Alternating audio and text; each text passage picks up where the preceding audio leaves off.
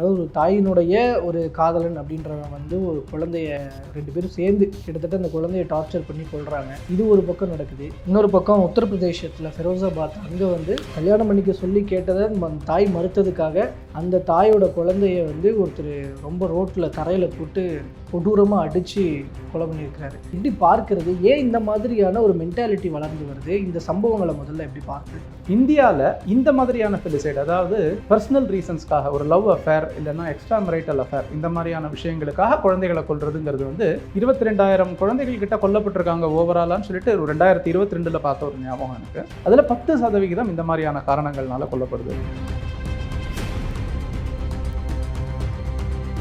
வளர்ந்துட்டவங்க 18+ இருக்கிறவங்க, நிறைய வாழ்க்கையில் அனுபவங்களை பார்த்துட்டவங்க, உடல் இச்சைகளுக்காகவோ இல்லை ஏதோ ஒரு காரணங்களுக்காகவோ ஒரு அட்டாச்மெண்ட்டுக்காகவோ நம்ம வந்து நம்ம கூட இருக்கணும்னு நினைக்கிறோம். பட் அதுக்கு நடுவில் ஒரு குழந்தை தடையாக இருக்குது. இந்த குழந்தை தடையாக இருக்குன்ற எண்ணமே வர்றதே தப்பாச்சு. அது எந்த இடத்துல அந்த தவறு நடக்குது? அவங்களோட மென்டல் வெல்னஸே நல்லா இருக்காது. அவங்க வந்து மென்டலி கம்ப்ளீட்லி இல்லா இருப்பாங்க. அந்த நேரத்தில் அவங்க என்ன டிசிஷன் எடுக்கிறாங்கன்னு அவங்களுக்கு தெரியாது. இது வந்து மென்டல் இல்னஸ் இருக்கக்கூடியவங்களுக்கு நான் கேட்டகரைஸில் சொல்கிறேன்.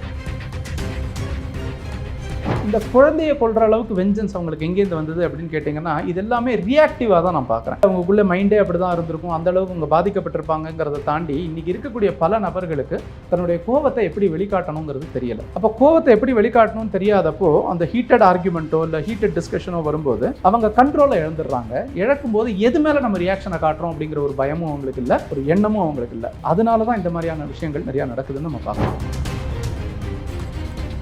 இதில் இப்போ இந்த கேரளா இன்சிடெண்ட்டை எப்படி எடுத்துக்கிறது? அந்த தாயும் கூடவே இருக்கிறார், ஆனால் மெயின் டார்ச்சர் பண்ணது இப்போ கூட இருந்தவர் அப்படின்ற விஷயமா இருந்தாலும், பட் தாயும் சேர்ந்து இதில் இருக்கிறாங்க. அண்ட் மோரோவர் வந்து கண்டினியூஸ் டார்ச்சர் இருக்குது, நாள் கணக்கில் வந்து டார்ச்சர் பண்ணியிருக்கிறாங்க அப்படிங்கிற விஷயம் வருது. இதை எப்படி புரிஞ்சுக்கிறது? இதை பொறுத்த வரைக்கும் அந்த autopsy report says there are about 51+ spots that have been identified அப்படின்னு சொல்கிறாங்க. அதில் வந்து 51 இடங்களில் வந்து கார்ஸ் மார்க்ஸ், சிகரெட் மார்க்ஸ், அப்புறம் வந்து போன் உடஞ்சது, இது எல்லாமே சொல்கிறாங்கன்னா கொஞ்சம் கொஞ்சமாக தான் அவங்க பண்ணியிருக்காங்க.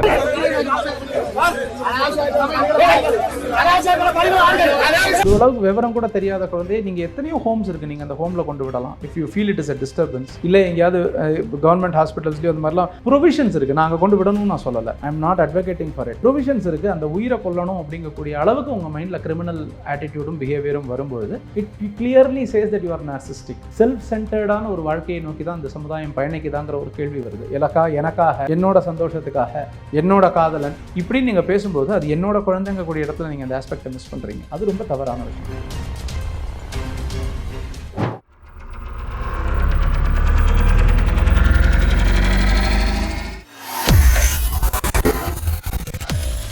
வேலை வேண்டுமா? ப்ளூ ஓஷன் இருக்கிறது. 10th 12th டிப்ளமோ டிகிரி படித்தவர்களுக்கு உணவு, தங்குமிடம், இஎஸ்ஐ, பிஎஃப் இன்சூரன்ஸ் உள்ளிட்ட சலுகைகளுடன் அனுபவத்திற்கேற்ற நல்ல சம்பளம் 15,000 முதல் 30,000 வரை. பெண்களுக்கு முன்னுரிமை. 2,000க்கும் மேற்பட்ட வேலை வாய்ப்புகள் உள்ளன. இப்போதே தொடர்பு கொள்ளுங்கள். Blue ocean.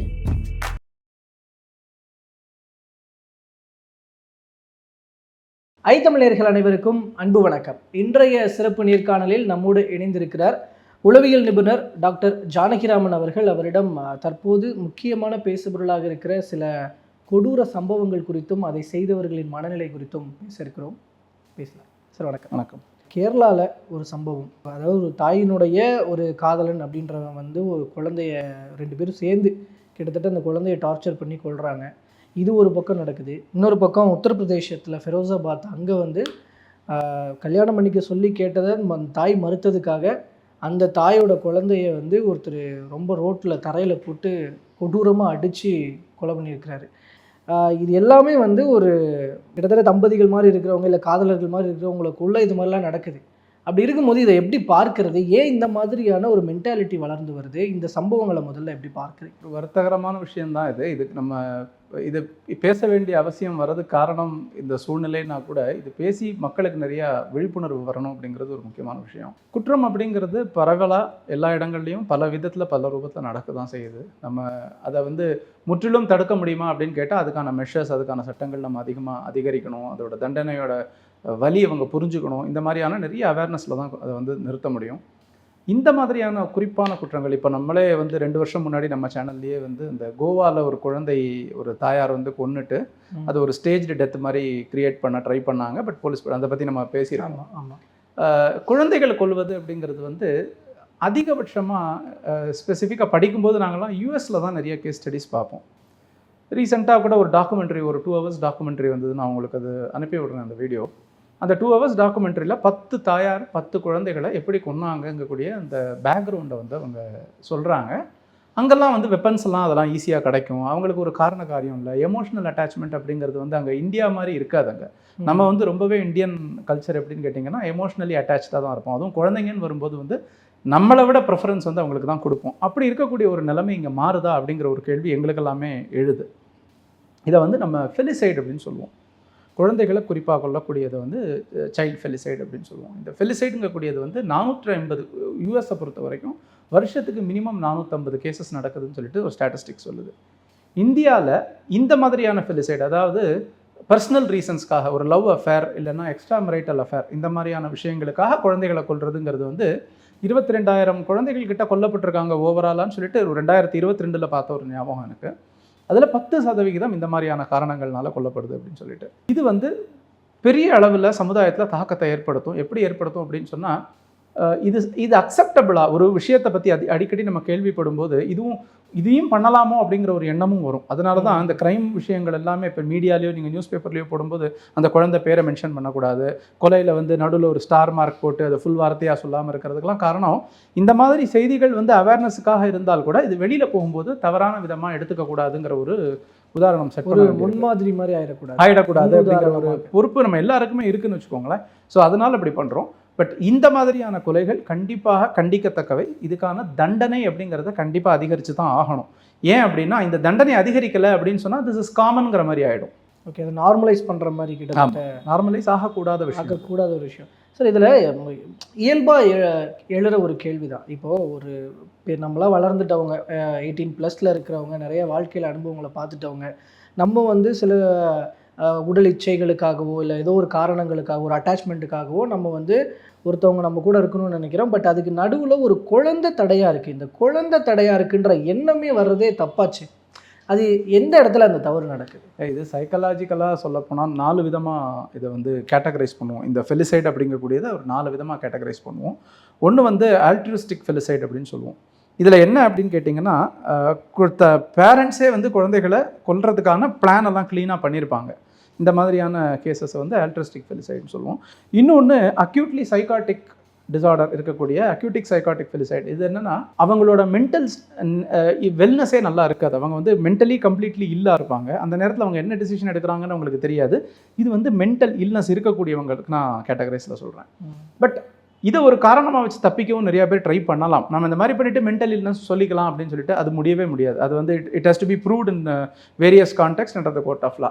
ஸோ 3வது அன்வான்ட் சைல்டு அப்படின்ற ஒரு கேட்டகரி சொல்லுவோம். அந்த அன்வான்ட் சைல்டுங்கிறது either both the spouses decide the child is not required, இல்லை ஆக்சிடென்டலாக பிறந்த குழந்தையாக இருக்கலாம். இந்த மாதிரியான பல ரீசன்ஸில் வந்து அன்வான்ட் சைல்டு ஃபெலிசைட் அப்படின்னு சொல்லுவோம். இல்லைனா ஸ்பௌஸ் ரிவெஞ்ச் ஃபெலிசைட்னு சில இடங்களில் நடந்து நான் சொல்கிறது எல்லாமே படித்த விஷயங்களை சொல்கிறேன். ஸோ ஸ்பௌஸ் ரிவெஞ்ச் ஃபெலிசைட் அப்படிங்கிறதுனால என் கணவரை நான் எப்படி பழி வாங்குறது, நான் பண்ணுறேன் பாரு அப்படின்னு சொல்லிட்டு அந்த குழந்தை மேலே காட்டுவாங்க. அப்போ இந்த குழந்தையை கொள்கிற அளவுக்கு வெஞ்சன்ஸ் அவங்களுக்கு எங்கேருந்து வந்தது அப்படின்னு கேட்டிங்கன்னா, இது எல்லாமே ரியாக்டிவாக தான் நான் பார்க்குறேன்.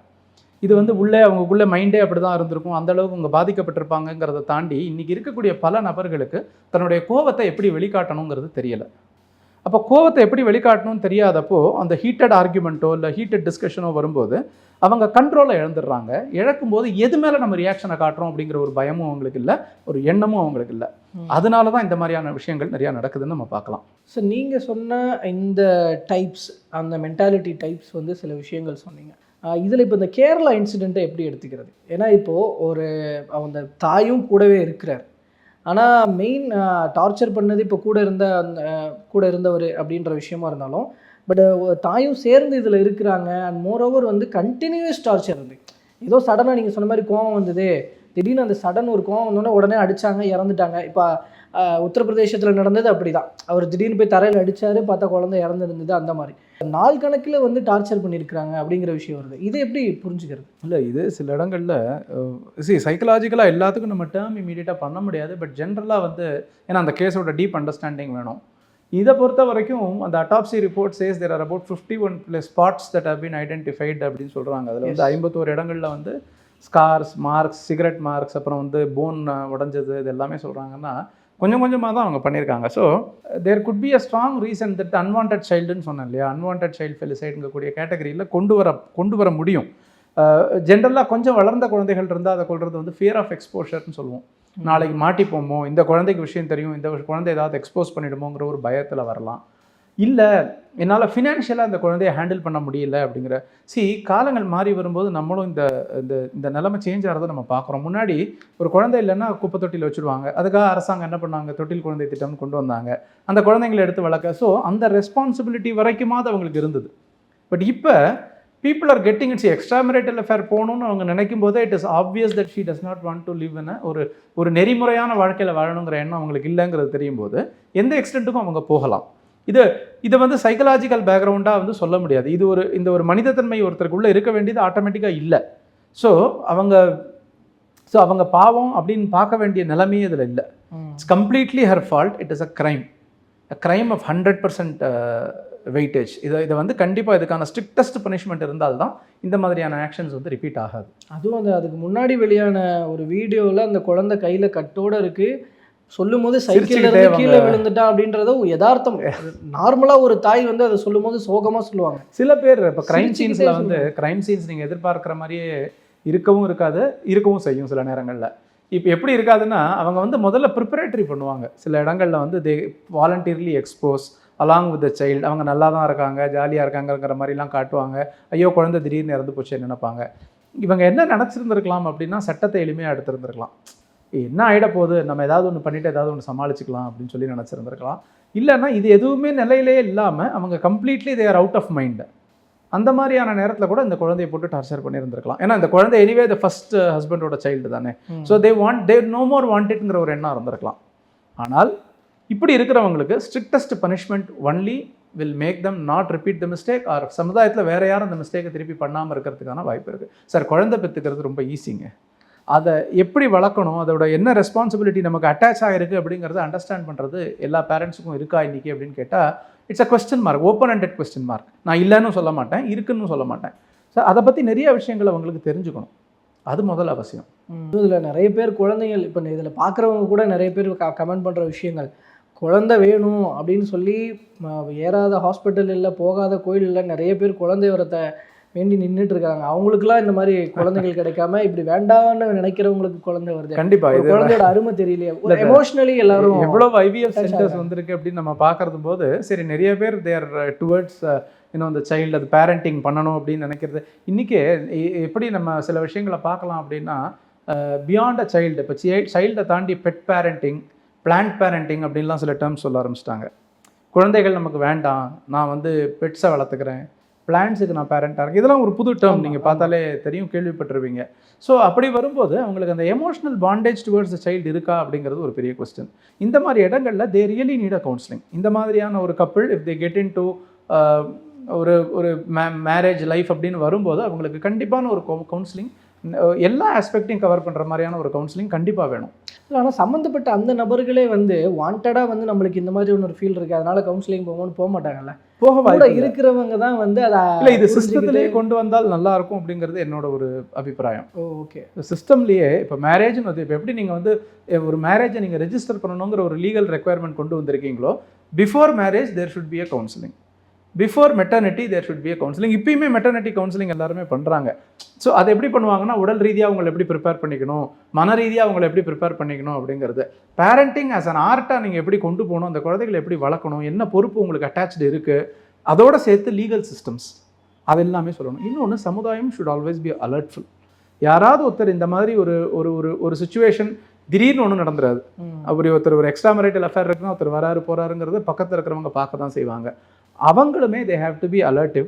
அவங்க ப்ராபப்ளி இப்படி ஒரு கண்டிஷன் இருக்குது அப்படின்னு சொன்னால் either they can guide or probably inform the police as a caution. இது வந்து என்னோட தாட் ப்ராசஸ் தான். இப்படி பண்ணணும் அப்படிங்கக்கூடியதை வந்து நான் நிர்பந்தமாக சொல்லலை, பட் பண்ணினால் கண்டிப்பாக பல விஷயங்களை தடுக்க முடியும். இப்போ இந்த இன்சிடெண்ட், கேரளா இன்சிடெண்ட்டே கூட அந்த அஷ்கரை வந்து அந்த ஸ்பாட்டில் வந்து விசாரணைக்காக கூட்டிகிட்டு போகும்போது அந்த இடையில பக்கத்து வீட்டில் இருக்கிறவங்களாம் அடிக்க முயற்சி பண்ணியிருக்கிறாங்க.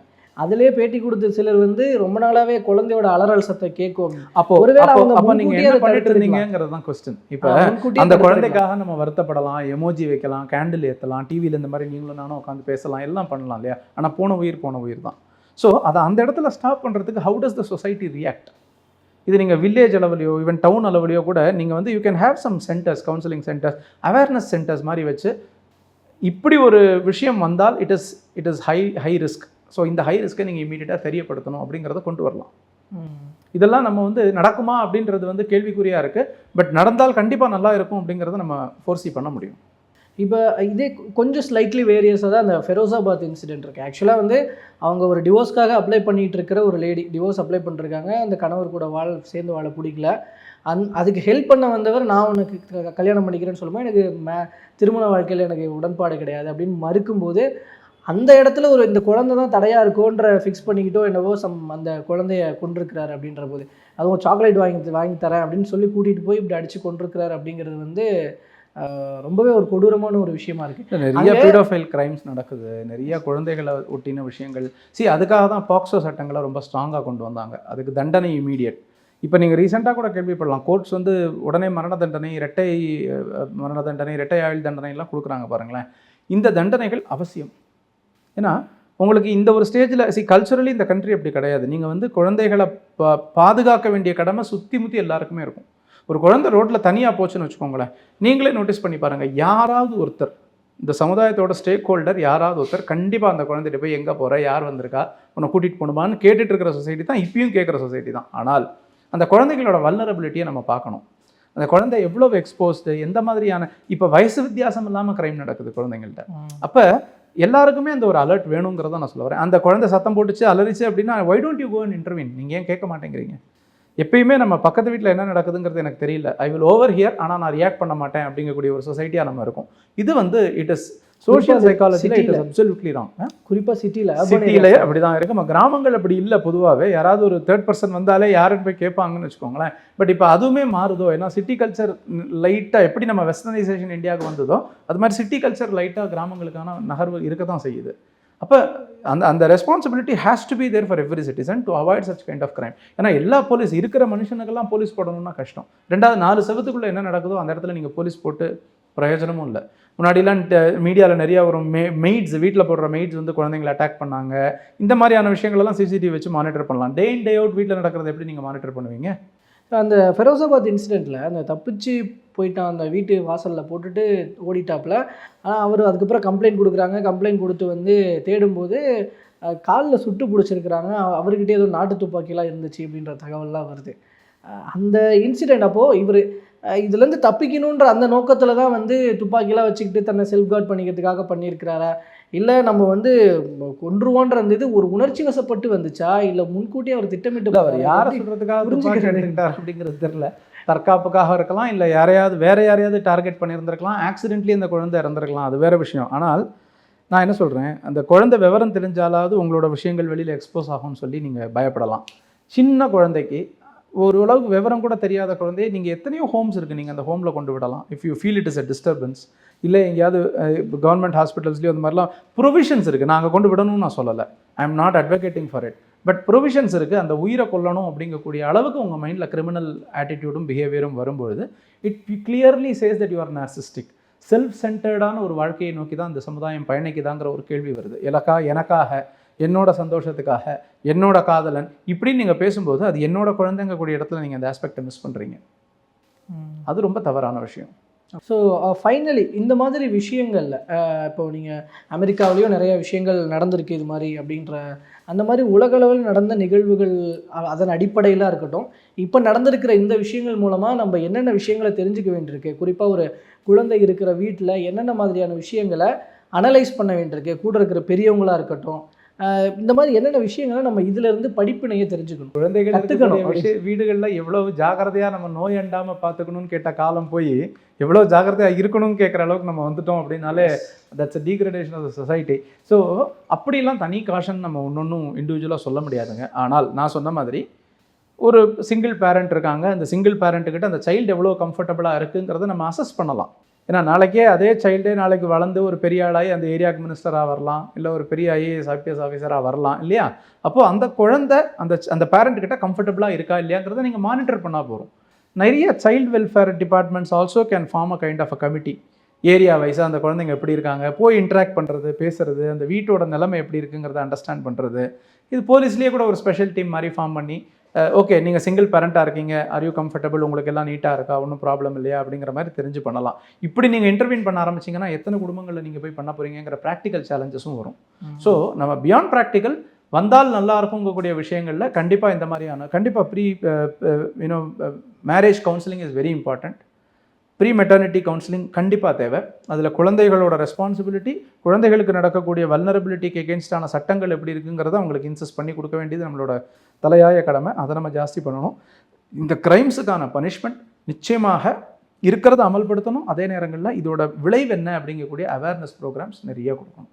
குழந்தைகளை பெற்றுக்கிட்டீங்கன்னா போகாது, அதோட கேர், நீங்கள் எப்படி அந்த குழந்தைக்கு கேர் பண்ண போகிறீங்க. ரீசெண்டாக கூட ஒரு தடவை சென்னையில் வந்து ஒரு குழந்தை பால்கனிலேருந்து கீழே விழுந்து ஒரு அப்பார்ட்மெண்ட்டில் எல்லாம் படிக்க போனாங்க. அது யார் மேலே தவறுங்கிற ஆங்கிள்குள்ளே நான் போகல. ஆனால் அந்த குழந்தையால் தன்னை செல்ஃபாக ப்ரொடெக்ட் பண்ணிக்க முடியாதுங்க ஒரு ஏஜ் வரைக்கும். சுற்றி இருக்கிறவங்க தான் அதை ப்ரொடெக்ட் பண்ணணும். அப்போது ஃபஸ்ட் அண்ட் ப்ரையாரிட்டி உங்களுக்கு என்ன அப்படின்னு கேட்டிங்கன்னா, அந்த to take care of the child, to take care of the child, to take care of the child rights, to take care of the child safety. இது மூணுமே வந்து உங்களுக்கு பிரதானமான விஷயம். இதை எல்லா பேரண்ட்டும் முக்கியமாக மனசில் வச்சுக்கணும். எக்ஸ்ட்ரா மேரிட்டல் அஃபேர்ஸ்கள் கம்மி பண்ணுறதுக்காக the society has to be has to be very vigilant. அவங்க தான் அதை மானிட்டர் பண்ண முடியும். ஒரு வீட்லேயும் போலீஸ் வந்து என்ன நடக்குதுன்னு பார்க்க முடியாது. அப்போது இது நம்ம எல்லாருக்குமான ஒரு கூட்டு பொறுப்பாக தான் நான் பார்க்குறேன். அட்லீஸ்ட் அந்த மாதிரி இன்சிடென்ட் நடக்கும்போது அந்த குழந்தையாவது பாதுகாக்க வேண்டிய கண்டிப்பாக இது அந்த குடும்பத்தில் இருக்கிறவங்களுக்கு அக்கம் பக்கத்தில் அவங்கள நீங்கள் சொல்லி திருத்த முடியாது. ஏன்னா அவங்க அந்த ஒரு மனநிலையில் இருக்காங்கன்னு வச்சுக்கோங்களேன். நீ என்னவும் பண்ணு, but at least the next generation let it be safe. இந்த உலகம் எல்லாரும் வாழ்கிறதுக்கான ஒரு உலகம் தான். அதனால் எல்லாருக்குமான நல்ல ஸ்பேஸ் கொடுக்கணும் அப்படிங்கிறது நான் நினைக்கிறேன். நீங்கள் சொன்ன இந்த கான்சென்ட்ரேட் பண்ண வேண்டிய ஏரியாவில் ரொம்ப ஸ்பெசிஃபிக்காக இந்த சிங்கிள் பேரண்ட் இருக்கிறவங்க அவங்கள தான் ரொம்ப அதிகமாக கான்சென்ட்ரேட் பண்ணணும்னு நினைக்கிறேன். அதில் தானே வல்னரபிலிட்டி நம்ம பார்க்குறோம். நம்ம எப்பயுமே சில விஷயங்கள் வந்து நம்ம ரொம்ப யோசிச்சும் மனித குலத்தில் சில விஷயங்களை இம்ப்ளிமெண்ட் பண்ண முடியாது. முன்னக்கூடியே யோசிச்சு இப்படி தான் நடக்கும்னு நினச்சி நீங்கள் பண்ண முடியாது. அப்போது இதில் வந்து வல்னரபிலிட்டி ஜாஸ்தி. அப்போ எக்ஸ்ட்ரா மேரிட்டல் அஃபேர் அப்படிங்கிறது மோஸ்ட்லி கண்டிப்பாக ஒரு ஃபாதரோ ஒரு மதரோ யாரோ ஒருத்தர் வந்து அஃபெக்ட் ஆகலைங்கிறப்போ குழந்தை மேலே கேர் ரெண்டு சைட்லேருந்து ஏதாவது ஒரு சைடில் உறுதியாக இருக்கும். And legally somebody will protect. இன்னொன்று கார்டியன் ஆஃப் த சைல்டு. இப்போ வந்து ஒரு பேரண்ட் இறந்துடுறாங்கன்னு வச்சுக்கோங்களேன், இல்லை அந்த பேரண்ட் விட்டுட்டு போயிட்டாங்க, இல்லை டிவோர்ஸ்டு கப்பிள்னு வச்சுக்கோங்களேன், அந்த கார்டியன் ஆஃப் த சைல்டு கொடுக்கறதுக்கு முன்னாடி கோர்ட் வந்து ஜென்ரலாகவே நிறைய அனாலிசிஸ் பண்ணிட்டு தான் கொடுக்கும். அப்படி ஈஸியாலாம் அப்படி கொடுக்க மாட்டேன். Guardian of the child because you have money, because you have power, நீங்கள் பெரிய ஆள் சமுதாயத்துலங்கிறதுனாலாம் கொடுத்துறாது. அதில் நிறைய ப்ராசஸ் இருக்குது. It also includes counselling and all that. அந்த மாதிரி வரும்போது there should be some legal system to ensure இந்த குழந்தைகளோட பாதுகாப்பு இந்த பேரண்ட்ஸ்கிட்ட இருந்தால் நல்லாயிருக்கும். சரி, இப்போ அப்படின்னா அது கோர்ட் மூலமாக வர பட்சத்தில் ஒரு 6 மாதத்துக்கு ஒருக்க அந்த ஃபேமிலியை மானிட்டர் பண்ணுறதுக்கு ஒரு சிஸ்டம் கூட நம்ம லீகலாக போலீஸ் மூலமாக ஏதாவது கொண்டு வர முடியுமா அப்படிங்கிறத நம்ம செக் பண்ணணும். பல விஷயங்கள் இந்த மாதிரியான இன்சிடென்ட்ஸ்லேருந்து கற்றுக்க வேண்டியிருக்கு. அண்டு சட்ட ரீதியாகவும் சமுதாய ரீதியாகவும் ஒவ்வொருத்தருமே படிப்பினையும் அண்டு ஒரு ரெஸ்பான்சிபிலிட்டியும் எடுத்துக்க வேண்டியிருக்கு.